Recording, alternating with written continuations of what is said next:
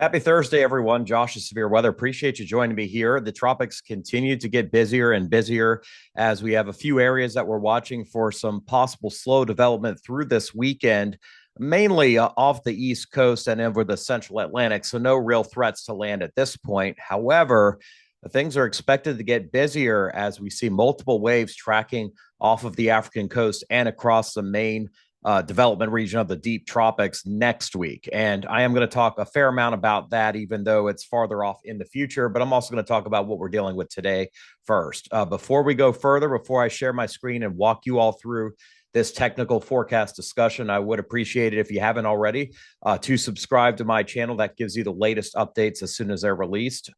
During the peak of season, I'm pretty much doing daily videos or almost daily videos as the weather warrants. So appreciate you joining me here. No cost to you unless you want to be a joining member, but you certainly can subscribe for free. Even if you do want to become a member, I appreciate that. It does take me some time and effort to put these together, and a little bit of revenue isn't a bad thing as I can continue to invest in better and better products to share with you. But that's my plug for the day, and we are going to get straight to it here. By the end of the video, you'll see what I'm talking about. So I'm going to share my screen with you here and walk you through the current satellite image from Tropical Tidbits. And we're going to circle several features on the map, starting with a tropical storm Dexter, which is losing tropical characteristics, and the National Hurricane Center has issued its last official advisory as Dexter moves over cooler water. It still is going to be a strong system for a couple of days, but no impact to land expected. So that one is Dexter. Off the East Coast, we have a complex situation here with a mid and upper level low east of Florida and near the northwestern Bahamas. There is a surface low that is beginning to form off the coast of North Carolina, very weak at this point. And there's also a surface trough bringing moisture westward across Andros Island, Florida, and Cuba. Both of these have very slim chances of forming over the weekend. They're just rainmakers, and really the only one to be concerned with if you're in Florida and the Bahamas and Cuba is this one here, which that moisture is going to be moving northwest and affecting the northern Gulf Coast late this weekend into early next week. Right now, I don't think that's going to develop into a depression or storm, but we will keep an eye on it. As typically with warm water and moderate to low wind shear this time of the year, we need to watch everything and anything across this portion of the Atlantic Basin. All right, we do have a tropical wave bringing very heavy rainfall into Trinidad and Tobago and the far southern Windward Islands. That is unlikely to develop due to the fact that it's basically up against the South American coast. That doesn't mean if you're in Trinidad, you've got nothing to talk about. It's been a very nasty day, and I'm going to talk about that a little bit. As this moves west and west-northwestward here, a very low chance that it may find a way to develop by the time it gets into here, but we're going to keep an eye on that. It wouldn't be until the beginning to middle portion of next week that we even have anything to talk about. And then we have this invest here that is on the struggle bus. This is 96L. So the Atlantic Basin numbering, how it works is numbers 90 to 99 are areas of investigation. These are tropical disturbances that models begin to run on so that we have a better idea of at the smaller scale how they're forming. And the number goes from 90 to 96. So this is our sixth invest of the season. A few of them have developed and a few haven't. But right now, very minimal thunderstorm activity. I'm going to walk you through more of how that could be a player for those of you in Bermuda and over the central Atlantic next week. But right now, not showing really any major signs of development. And then everything else to watch is over the African coastline. And that's the farthest away from potential land impact, which means two things. One, the certainty level is low. And two, it's got more time to do something over the Atlantic Basin. So we're going to take a look here at the storms that the National Hurricane Center has highlighted to watch. Dexter now post-tropical. Winds are 60 miles per hour. That is moving quickly to the east-northeast. The next two areas we need to watch are, at this point, fish storms. The first one off the North Carolina coast is not tropical at this point, but expected to gain some subtropical characteristics and actually tracking very close to where Dexter did. But fortunately for this one, it's not going to be in as favorable an environment to strengthen. It's going in the wake of Dexter. It's got a front nearby. It's got a lot going on that really is keeping it from strengthening or developing. But if it does, it wouldn't happen until it passes North Carolina and heads out to sea. The southern piece of that, again, very small chance something tries to get popping near Florida here on Saturday and Sunday, but that's very close to the coast. And then we have our Invest 96L or AL96, and the chances in the shorter term that it could form into something are actually have dropped off to 10%. And I really don't think it's going to happen, at least tomorrow or even early on Saturday. Now, later in the weekend, early next week, that could change. So the formation chance goes up to 60%. But this one may not be able to take advantage of much until it gets well to the northeast of the islands and the waters are warm enough for something to develop. Here's a look at the disturbance east of Florida. I am going to circle things for y'all here. So there's a weak surface low forming here. Let me change the color too, just so that you all can see what I'm actually circling here. I'm going to find it. It's difficult for me to see. All right, here we go. So kind of two pieces to this feature. We kind of talked about that a bit yesterday in the video. Piece number one is a weak surface low expected to form. Piece number two hasn't formed, and it may not, but you can see it's part of a bigger upper level feature here that is just to the east of the Bahamas. Here's where that upper low and mid-level low is. Now, this upper low is actually going to move into the Gulf. The big question mark is, will there be a surface low that actually can form from it? And right now, models are not indicating that's really much of a chance of that happening, even though it's going to be in a favorable spot. There's just too many other factors that might keep it from forming. But regardless, we are seeing an increase in rainfall across Florida this afternoon. Lots of storms, especially towards the West Coast. And the areas that do need the rain are getting it here. Inland areas of Miami-Dade, Broward counties, we do need rain there. And that will be the case again, probably for tomorrow into the beginning of the weekend as well. And then we've got an area of low pressure here associated with a front that just isn't moving. The weather continues to stay very ugly over the Carolinas, over eastern Georgia, South Carolina. I'm on day 2 straight here of pretty much rain nonstop in Raleigh. And I fortunately have not had the flooding my neighbors to the west have, but it's ugly and it doesn't look like it's going to improve too much today, maybe a little bit more for tomorrow. And certainly by the weekend, things are starting to look a little bit better. So that's what we're looking at closer to land. You can see here, the European model from WeatherBell indicates a high amount of moisture is in play across the Florida Peninsula. It doesn't really dry out at all. In fact, that moisture begins to creep northward here by Saturday into southern Georgia, into the low country of South Carolina, and then farther west towards the central Gulf Coast states here. And we don't, in fact, if anything, it gets juicier for Sunday. Now, I don't think something tropical forms. We can kind of see where the moisture has landed on this model just west of Tampa Bay here Sunday night. So you can kind of see that moisture feed coming up in this direction. So regardless of whether or not this becomes a depression, I think that chance is extremely low. We're going to get a fair amount of rain here. So that's really the impact you need to be stressed over is the fact that it's going to be a wet weekend and early next week continues to be wet and actually gets wetter across the central Gulf states, Western Florida in particular, but all the way back to Louisiana. Interestingly, there's actually going to be some drier air that moves in the wake of this by next Monday night and Tuesday across the rest of the Florida Peninsula. So you get a little bit of a break here, and then things start to get juicier again towards the end of next week as that front does sag south. And that's the pattern. Unfortunately, we're stuck in August. It's just very moist. It's going to be cooler than average because of the cloud cover here across the southern Appalachians, the Piedmont region. We had our summer, and now we're paying for it with all the rain. I don't know if that's a good thing or not. We do need some of it in eastern North Carolina. We definitely don't in central and western North Carolina. Same goes for South Carolina, as well as Georgia and Virginia as well. I pinpoint North Carolina because I live here, so I've got some out-the-door bias. But I know many of you are watching me from other portions of the United States or even worldwide. So either way, if there's a major weather event you didn't get mentioned today, that's not a bad thing. If you do get mentioned, maybe, unfortunately. But you can see here we are paying for the dry start to summer, with a few exceptions, of course. With moist weather across the coastal Carolinas here. And we are going to see some drying coming down into the mid-Atlantic area. So it won't be a beautiful day tomorrow, but it will certainly dry out some tomorrow in North Carolina, Virginia. And Saturday looks pretty good. Then you can see the moisture begins to climb back northward on Sunday, starting in Georgia and South Carolina and places like Brunswick County and all the way up towards New Bern in North Carolina. We're getting juicier on Sunday. And that trend continues Monday and Tuesday. So more rain on the way for next week after a couple of days of reprieve for inland areas of the Carolinas.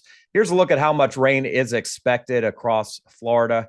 And adjacent states here. You can see by next Monday evening, the blend of all the models gives us about 1 inch to 2 inches on the East Coast, more on the West Coast, 3 to maybe 6 inches of rain around the Tampa Bay area.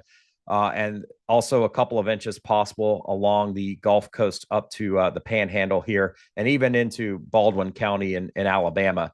Now, beyond that, the rain totals come up in Mississippi and Louisiana by next Wednesday as well, and in South Carolina. So a lot of our rain, if you look at the 24-hour amounts, a lot of our rain through the weekend is going to be Western Florida and Southeastern Georgia. After we get past Saturday afternoon, Sunday into Monday, that heavy rain shifts to the Western Panhandle, Southern Alabama, and eventually into Louisiana, Mississippi as well. Still an area we need to watch in Southwest Florida, but overall, the peninsula of Florida does dry out some for the beginning of next week before more rains are expected. But this is a precursor of what could be a pretty wet August across much of this area. Here's Dexter, and this is the visible satellite. You can see there's a low in here still. There's a lot of wind in here because of the influence of the jet stream, but Dexter may actually strengthen a little bit, but Dexter has lost its tropical characteristics. And I don't want to say he's completely dead, but he's laying out there and about to die. All right, rest of the, all right, we'll get serious again here. The rest of the Southwestern Atlantic, Caribbean, Gulf here are not super busy at this point. A lot of dry air in place, but we are, like I'd mentioned, Trinidad, Tobago, pretty wet. We do see some thunderstorm activity scattered about the Gulf. Pretty unsettled down here, but at this point, that's not a bad thing. That means if anything does try to track, it can't go right into this, at least not for now. Here's a look farther into the Atlantic. I had mentioned here the action that we're getting here across these southern Windward Islands. Trying to drag my cursor here, and you all can't even see that. Trinidad, Tobago down in here, staying south of Barbados, staying south of the Grenadines. Here's Invest 96L, which I'm going to talk about next. And then the next feature to watch will be emerging off the African coast. Right now, that one not set to develop yet, but models indicate it may be in a healthier environment to do that later on next week. Here's 96L, and kind of looks like a mess your dog made on the floor. It's pretty sloppy at this point. It's hanging in there, but there's some wind shear, there's some dry air, there's some things going against it forming for the time being. Looking at the track of this system, the good news is that whether or not it develops in the next 2 days, it doesn't look to be an immediate threat to land. Something to watch towards Bermuda in about 6 or 7 or maybe 8 days. So we do have time on that. But most of the ensemble guidance keeps it to the east of Bermuda, which is here. You can see the mean of the GFS ensemble members takes it well to the east at this point. We'll watch that to see if it changes. As always, it could. Intensity forecasts have come down. We don't see anything getting the tropical storm strength, at least over the next 3 days. Better chance as we get into early next week, and maybe some intensification after that towards the middle of next week. Here's the ship's forecast. You can see why it's struggling right now. A few different reasons. Number one, there's not a whole lot of hot water over this portion of the Atlantic basin. It's typically warm, but the eastern tropical Atlantic has been cooler than average this year, much different than last year. It cooled quite a bit in the winter and has yet to recover. So that means a couple of things. Number one, things are going to struggle to develop out there. Number two, we're going to have less time to watch developing storms as they get closer to land. I don't know which is better. Would you rather track a hurricane for 10 days, or would you rather something pop up on you with 2 days to go? I don't know. Really, neither. It sounds great to me, but that is the state of the union at this point. Sea surface temperatures do start to climb here once it gets up in here, so it does have that chance of becoming a tropical storm at that point. Relative humidity it's on the struggle bus. It does have enough moisture to get together, but ideally 70% or more in the mid levels will give it a better chance. And then wind shear is going to come down a little bit here, so it has a shot. Then it comes up, but as long as it stays below 25 knots, this thing could strengthen. And as you can see, the official forecast does have that strengthening here after about 96 hours, which puts us into Sunday at this point. So I'm not going to spend a lot of time talking about it, but if you look at the Google Weather Lab here, the AI models, the ensembles, you can see, generally speaking, a recurving system. Some chance it gets to category 1 on the 12th or 13th. That gets you to Tuesday and Wednesday of next week. But right now, I'm not super worried about it. The GFS model is the only one that has given me a little bit of concern if I'm in Bermuda. And the GFS has not been the most accurate model, but shows it developing into a storm here next Tuesday or Wednesday. Here's Bermuda, by the way. It is on the dry side of this. Oops, sorry about that. I pulled up a skew T to show you. I don't know why I did that, but this is just one model. But you can see here, as I take this on into the future, that the low is okay. The it's sliding. All right, I had it and then I missed it. It's like a fish out of water that I just couldn't catch. Hope you all have a good sense of humor because you need it sometimes with all the craziness going on. But you can see here that it does show this system strengthening near Bermuda. In fact, into a hurricane by next Thursday, but turning away. But as long as Bermuda's on the map, we're going to track this pretty closely for you. GFS says it could be a pretty intense system and our first hurricane of the season. All right, we talked about Trinidad and Tobago. That's where we need to be concerned here. Lots of rain coming today. It is beginning to dry out, but this morning was a big mess. And let me stop this here and bring you to the latest radar. You can see there's more moisture heading towards the island of Trinidad. That first piece has moved away. Here comes the next one. So another batch of heavy rain is headed your way this evening. And we do need some rain, but it's not going to be pretty. And unfortunately, the state of the union that we're in here, when it rains, it pours. When it doesn't rain, it droughts. There's really no happy medium, unfortunately. So I'm tracking that for you all, but I am a little bit more concerned down the road at what's to come. Here's our next tropical wave set to emerge into the Atlantic in a couple of days. There's another one behind it down in here. But you can see Central African continent, the tropics here, equatorial Africa, I should say, has ramped up. And that is because an MJO pulse and a Kelvin wave have moved across, providing a lot more lifting and a lot more rain activity. So finally, we're seeing what we typically see in August, and that's the train of waves that comes across Africa. And here's the next system that has been talked about on social media. I mentioned yesterday what the GFS was doing with it, but I said that in jest because it's 15 days out and nobody really knows where it's going to go. But something we need to be watching in the islands here. You can see it's aimed towards the Leeward Islands at this point, but we have well more than a week before any possible impact for that system. And you see here the probabilities of development over the next few days. I don't think this area in the Gulf really has a great chance of developing into anything, but we'll watch it. Same goes now for this area that is going to be passing by to the north and west of Bermuda. It looked more impressive a couple of days ago, but here's 96L, and you can see likely it'll be a storm and then recurving. Here you can see the one after it. And this one has been highlighted for a while as having a good chance of becoming a tropical storm and potentially worse. You can see, though, it wouldn't impact the islands until potentially Thursday night or Friday of next week. So you've got about 7 or 8 days before we really have to hunker down on anything. And that's assuming it even develops. Beyond that, the certainty continues to be there that there'll be something, but where it goes is quite unsure. The one thing that is for sure, that won't be it. There's going to be something behind it we need to watch. There'll actually be something behind that as well. So really, between 96L and what's moved on to Africa, 4 different systems between now and the 19th of August. And I cannot tell you exactly where they're going to go. That would be a bold-faced lie, but we will track them here. And as we get more into range here, I'm going to be able to give you more confidence of what I think will happen. Also watching that area in the Caribbean at this point, probably not going to develop into anything, but there's a little hint that something may try to cross the Yucatan or Central America and try to emerge into the southwestern Gulf. And that wouldn't be until later next week. So we've got a week to watch that feature as well. I'm not going to show you pressure levels, but trackable features here on the GFS. This is 96L right here. Here's Dexter. Here are 2 little slop storms off the southeast coast. You can see that GFS takes this feature closer to Bermuda. By the way, here is the future moving through Trinidad and Tobago, approaching Jamaica here Monday night, Tuesday morning. Here's 96L. Here's the next system we're going to be watching, and then the next one after it to watch as well.